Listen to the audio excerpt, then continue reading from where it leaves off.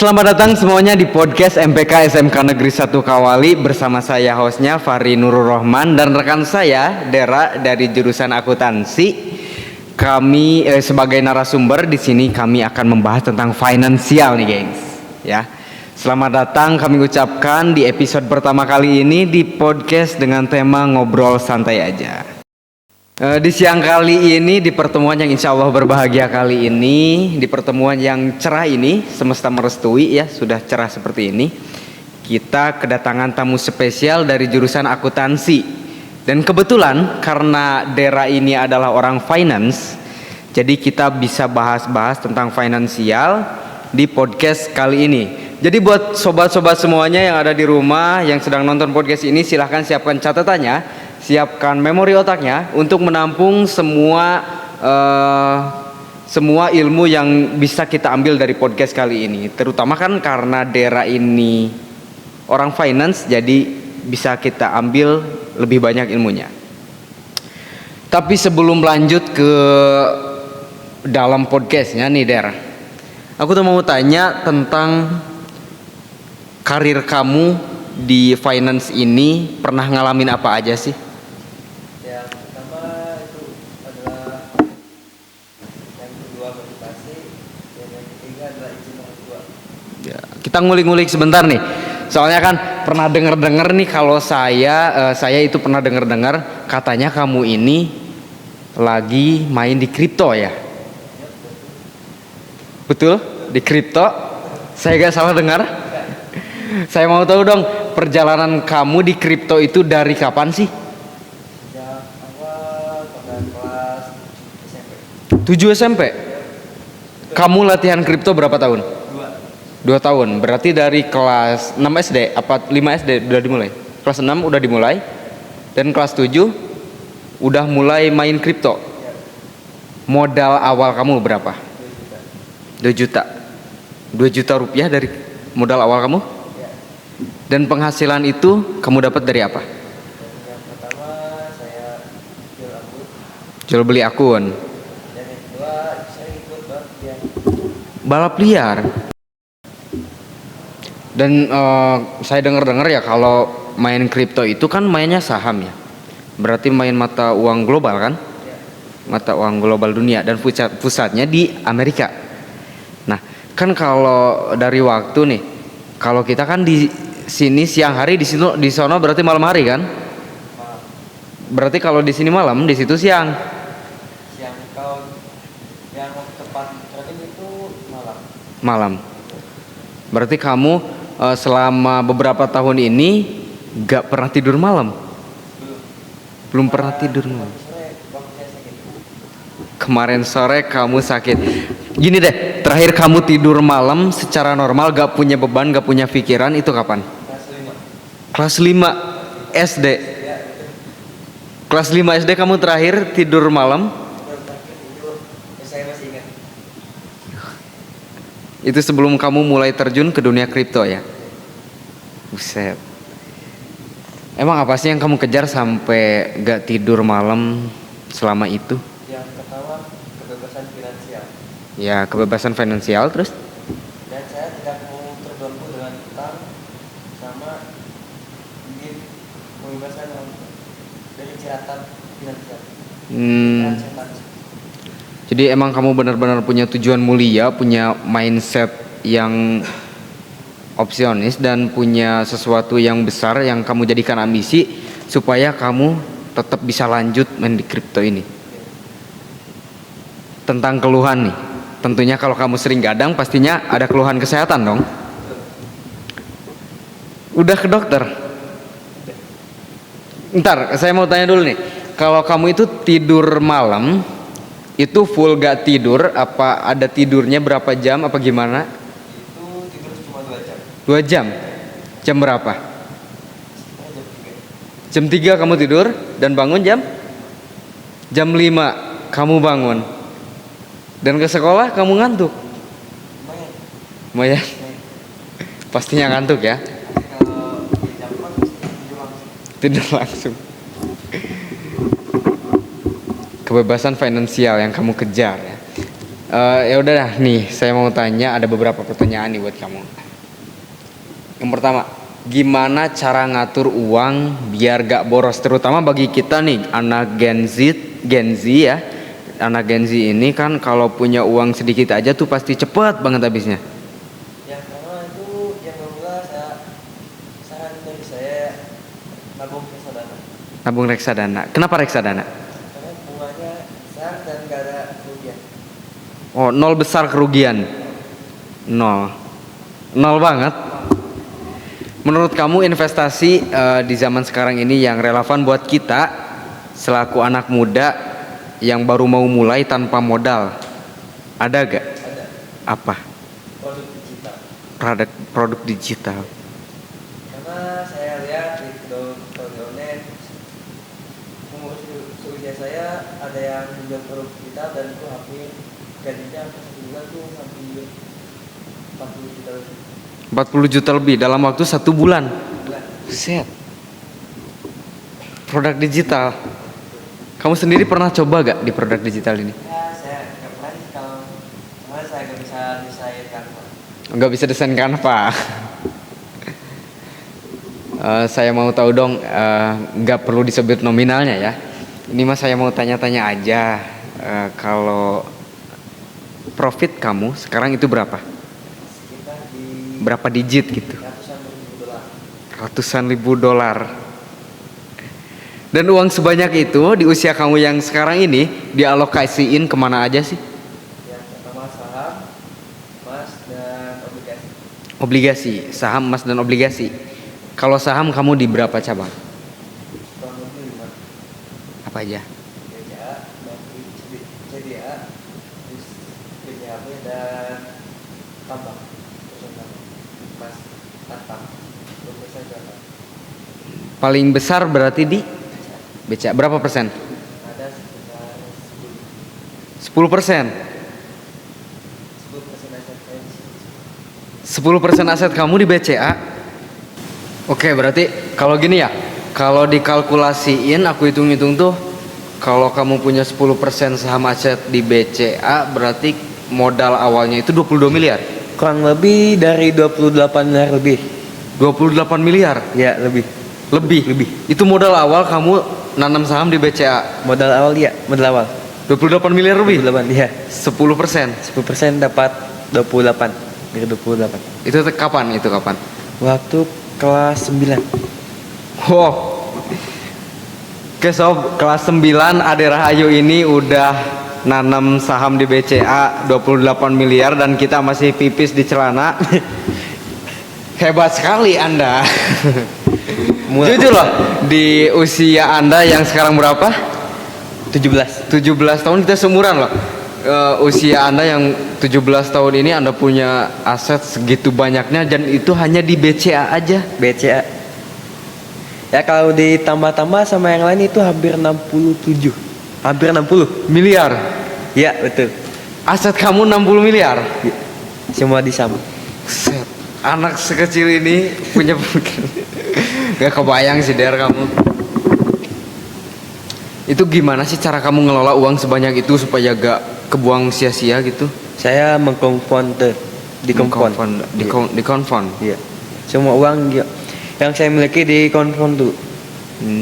Dilipat gandakan menjadi 10 lipat. Oke, balik lagi yang tadi. Yang di BCA kan, BCA 10%. Ya. Itu kalau sekarang udah jadi berapa miliar? Itu Dari yang awalnya 28. Itu hampir kalau sekarang ya tahun 2025 kalau saya kalkulasikan itu hampir 700 kalau gak salah. 700 Iya. miliar. Serius? Serius. Itu semuanya ada di perusahaannya ada. Bisa dilihat.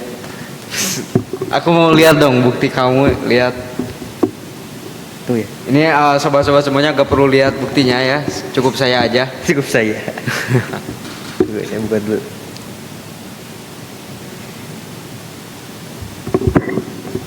Gak ada sinyal. Ya kau podcast. Nah, sekitar 284.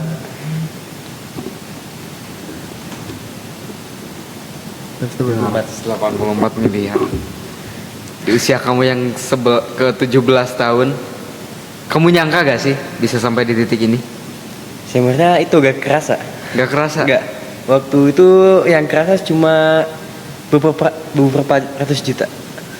Jadi awalan? Ya awalan. Ya awalan kamu mulai di kripto main, itu benar-benar kerasa banget? Kerasa banget. Kenapa bisa sampai kerasa? Waktu itu saya rugi dari kripto hampir ratusan juta. Dari berapa ke berapa yang benar-benar ngebuat kamu kerasa susah banget naiknya gitu? Dari 1 ke 100 juta itu susahnya minta ampun. 1 juta ke 100 juta? Ya. Itu benar-benar susah? Susah. Faktor apa aja yang buat susah? Soalnya gak ada teman. Gak ada teman. Gak ada teman dan gak ada sumber informasi untuk sinyal trading.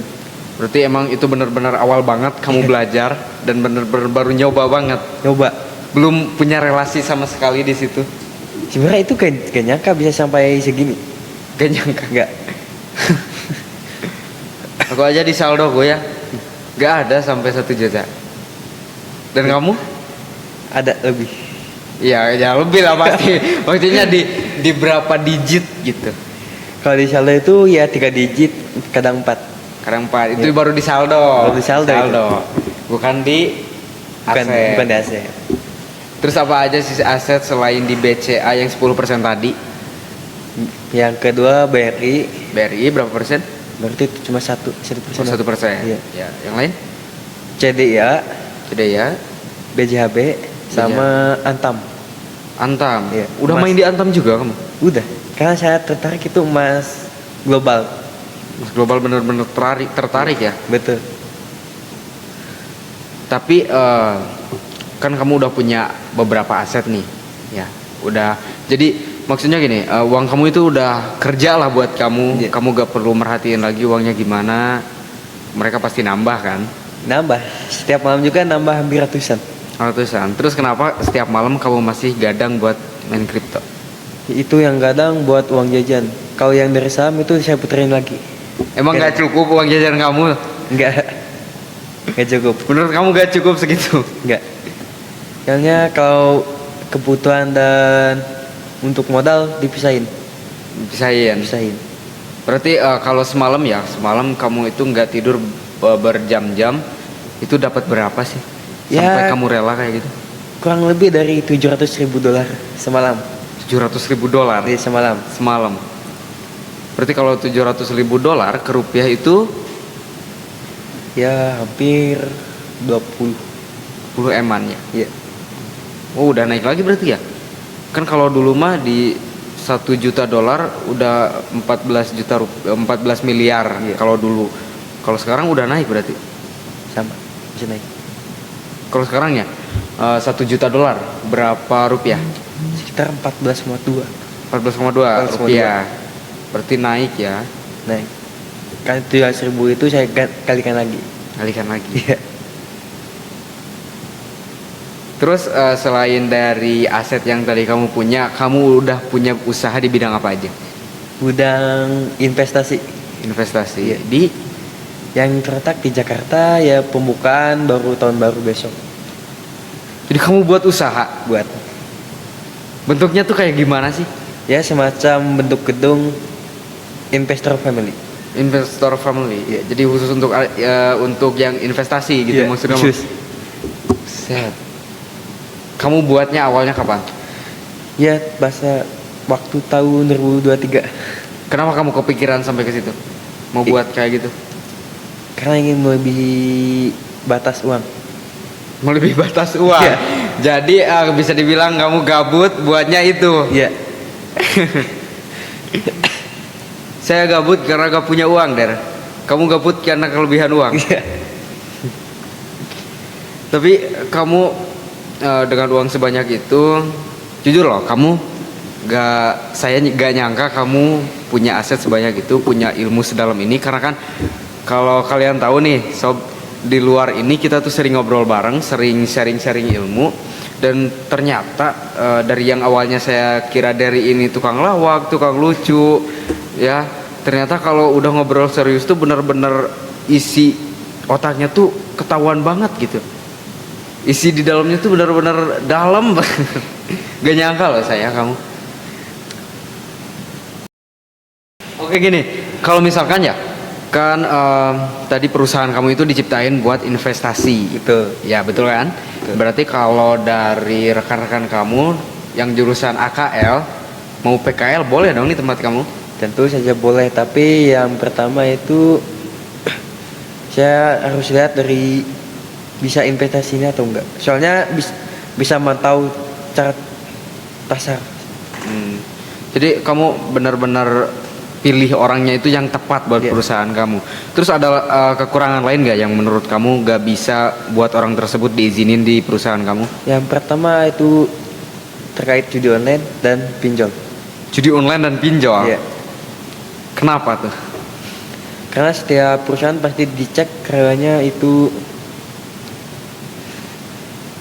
apanya? Jejak keuangannya. Keuangannya? Iya. Jadi kamu gak nerima sama sekali orang-orang yang judi online dan pinjol. Iya. Walaupun orang itu udah tobat. Ya takutnya itu merusak nama baik perusahaan yang nantinya akan menjadi perusahaan terbesar. Wow, kamu punya ambisi segede itu loh. Bisa, punya. Jadi perusahaan terbesar. Emang siapa sih motivator terbaik kamu yang ngebuat kamu punya ambisi segede ini? Yang pertama itu dari Timothy Ronald. Timothy Ronald. Terus ada lagi? Sama Warren Buffett. Warren Buffett. Kenapa Timothy Ronald? Gini nih, sebetulnya gini. Saya tuh kan kita dulu kontek-kontekannya sebelum mulai podcast ini tuh kita sempat kontek-kontekan dan saya lihat profil Dera ini lambang kripto gitu. Dan saya tuh bingungnya gini. Wah, nih orang nih FOMO kripto, bocil kripto apa gimana gitu. Karena kan gini, saya sering nemu orang-orang tuh yang pakai profil kripto itu kebanyakan yang FOMO-FOMOan doang. Betul. Yang nyoba kripto itu cumanya buat seru-seruan, cuma buat main-main. Betul. Dan ternyata setelah saya ngobrol lebih dalam sama Dera ini dulu ya, setelah ekstrakurikuler badminton dulu teh, saya tuh ngobrol sama Dera, ngobrol dalam banget tentang finansial ini. Dan ternyata emang Dera ini bukan FOMO doang. Beliau ininya emang salah satu yang punya saham di Indo dan umurnya tuh baru 17 tahun. Gak expect banget saya waktu itu. Menurut kamu nih, kita ganti topik deh ke menurut kamu secara orang finansial, apa sih yang hambat Indonesia ini nggak jadi negara maju? Yang pertama itu ya faktor pembangunan sama yang sering pejabat lakukan lah. Apa itu pejabat Korupsi, lakukan? Gak apa-apa, kita buka aja di sini. Korupsi. Iya betul. Kenapa? Apa yang pertama tadi pembangunan? Iya. Keterlambatan pembangunan. Betul, fasilitas. Kenapa bisa kayak gitu sih? Maksudnya gini. Kita sama Cina sama Jepang tuh gak beda jauh loh. Merdekanya dan mereka lebih maju dari kita. Menurut saya itu waktu sebelum Cina maju Indonesia lebih unggul. Lebih unggul. Tapi sekarang Indonesia tertinggal sama Cina. Faktornya itu karena pembangunan dan juga korupsi. Iya. Kalau di Cina itu semua gaji disamaratakan. Iya. Semua pajak dari orang kaya diambil dan dikasih ke orang yang kurang mampu. Kalau di Indo gimana? Ya itu sama dikantongin lah. Dikantongin ya? Iya. Gini nih, kalau kita tarik ke sejarah ya, sebetulnya gini, katanya kalau Indonesia itu pas dulu dijajah sama Belanda, katanya kan dijajah Belanda gitu, katanya. Betul. Katanya emang dijajah Belanda. Dan waktu kerja rodi itu waktu tanam paksa, sebetulnya rakyat kita tuh benar-benar digaji kan? Betul, digaji cuma emang dikorup, dikantongin sama pejabat Indo sendiri kan. Iya betul. Jadi sebetulnya dari dulu tuh korupsi itu sudah mendarah daging di warga Indo ini. Sudah. Bahkan ada statement kalau yang mengatakan kalau kamu demo pas korupsi sebetulnya itu karena gak kebagian aja, bukan emang karena kamu benci sama koruptor. Wah, berarti muncul masalah baru dong. Kalau sejarah Indonesia ini gak relevan sebetulnya. Semua sejarah di Indonesia itu diputar balikan dengan fakta yang ada.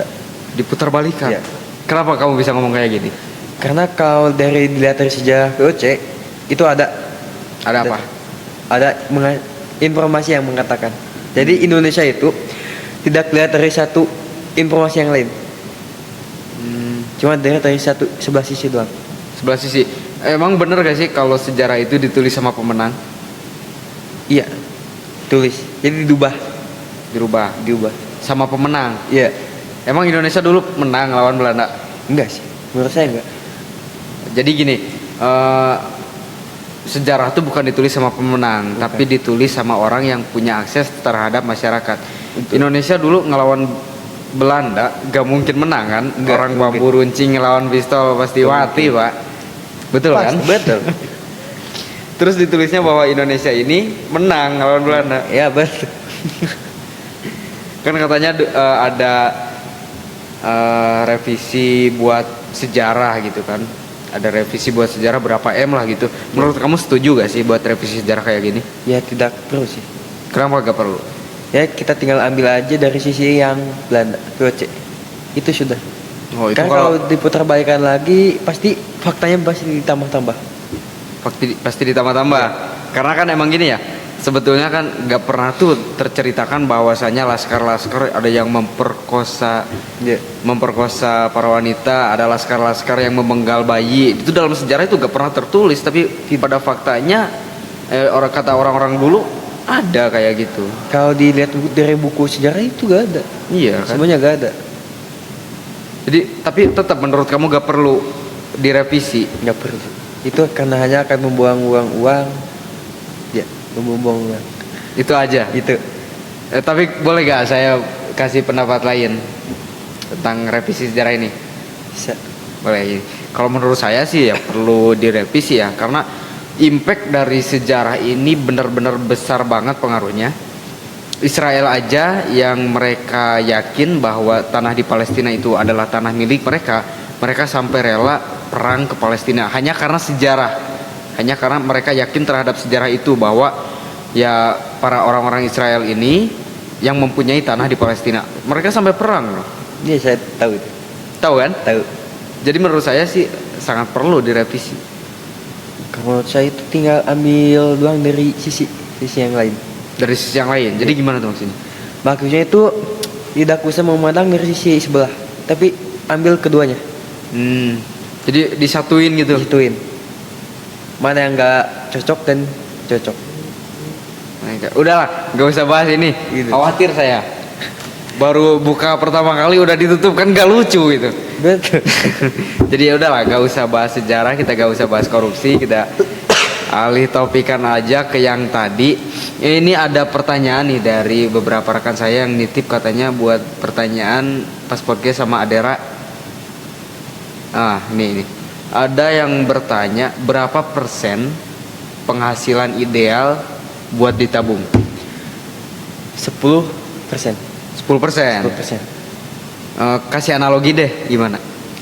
Kalau mau diinvestasikan ya, kalau misalkan Buat ditabung, ini, ya misalkan gaji 5 juta, Ya. semuanya itu tabung 3 juta. 3 juta. 3 juta, 2 juta lagi untuk kebutuhan. Emang cukup 3 juta menurut kamu? Cukup. Investasi itu gak perlu modal besar, tapi yang penting itu nyali sama mental. Nyali sama mental dulu aja. Dulu ya. Gak perlu modal gede-gede gitu kan? Gak perlu. Berarti emang dia kalau punya 5 juta itu 3 jutanya ditabung. Tabung. Kalau 2 juta nih di bawah UMR gimana? Bisa sih. Dikontrol sedikit. Bisa. Jadi berapa yang ditabung? Yang penting itu nggak kepikiran untuk beli-beli yang barang nggak guna. Jadi benar-benar kalau mau beli itu barang yang kita perlu aja gitu, Betul. bukan yang nggak guna, bukan yang kita inginkan. Kalau 2 juta yang tadi ya 2 juta berarti berapa persen? Kalau 2 juta yang ditabung diinvestasikan tuh berapa? Setengah dari pendapatan. Berarti 1 juta. Iya. 1 juta rupiah buat ditabung dan Ya, 1 juta lagi buat gaya hidup. Iya. Tapi itu harus benar-benar hemat. Benar-benar hemat ya. Oke, sebetulnya cocokologi ini sangat ekstrim sekali ya. Kalau misalkan 2 juta ditabung 1 juta itu nggak kebayang sih. Jadi benar-benar kalau menurut kamu nih buat awalan itu emang perlu kerja dulu buat biar dapat uang baru diinvestasikan atau investasi aja dulu? Kerja dulu. Yang Kerja penting itu yang utama mencari modal untuk diinvestasikan. Tentunya dibarengi dengan ilmu ya. Betul. Kamu juga gak akan kayak gini kalau gak punya ilmu kan? Dera ini belajar sampai 2 tahun loh buat bisa kayak gini, dan itu bukan hal yang mudah. Beliau sampai gak tidur beberapa tahun kan, Iya. gak tidur normal gitu Iya. maksudnya, tidurnya kemalaman dan kesehatannya benar-benar menurun. Gini deh, kalau kamu, saya mau tanya serius nih sama kamu gitu. Emang kamu gak sayang gitu sama badan kamu? Ya sebenarnya itu saya sayang tapi dipaksa. Demi memenuhi ambisi kamu tadi. Iya. Selain dari ambisi kamu tadi, kamu punya ambisi apa lagi? Ambisi untuk menjadi orang terkaya di dunia. Ambisi saya. Itu ambisi terbesar kamu? Iya, ambisi. Cocok buat ya, buat ini. Terakhir deh, ada menurut kamu berarti. Terakhir deh, berapa profit terbesar kamu di kripto? Di kripto ya Berapa digit deh, gak usah disebut nominalnya. 5 5 sampai 4. digit. Iya, 5 sampai 4 lah. Itu profit terbesar. Profit terbesar. Dan itu kamu dapatkan di tahun berapa? Dari waktu saya pas di tour. Tadi tuh ya, kelas 9 kamu udah Waktu ke dapat Jogja. 5 digit. Kelas 8, kelas 8. Kelas 8? Betul. Gak expect dari kelas 8 udah dapat 5 digit. Betul, waktu saya di Jogja study tour. Profit terbesar tentunya punya pernah ngalamin bangkrut terbesar juga dong. Pernah. Berapa? Itu hampir 4 digit sama 4 sampai 3. Oh, jadi dibarengi dengan profit kamu yang besar, kamu juga pernah mengalami kerugian yang besar. Betul. Jadi pesan-pesan buat kamu. Pesan untuk saya itu jangan berpikir untuk gagal, tapi kejarlah kemenangan. Kejarlah kemenangan. Betul. Proud of you, Der. Keren banget kamu. Oke, berarti kerugian kamu juga berbanding lurus lah sama keuntungan yang kamu dapat terbesar itu. Iya, sama itu. Sama. Tips buat kamu, buat anak muda sekarang yang mau berinvestasi kayak gimana? Silahkan. Tips saya itu janganlah buang-buang uang untuk hal yang tidak berguna seperti nongkrong dan lain-lainnya. Oke, itu tips buat kamu. Ya, tips. Ini loh orang miliarder muda dikasih tips langsung sama miliarder muda. Dan tentunya kita selaku anak muda benar-benar mendengarkan hal ini ya. Oke, karena berhubung sekarang udah hampir 30 menit dan itu sudah hampir melewati jam podcast kami. Jadi terpaksa kami tunda dulu podcastnya. Dan untuk rekan-rekan semuanya yang masih penasaran sama kisah Ade Rahayu ini, yang masih penasaran sama finansial yang dikuasai Ade Rahayu ini, silahkan nanti cek YouTube kami di episode kedua. Kami tunggu rekan-rekan semuanya untuk menonton kami semua. Terima kasih.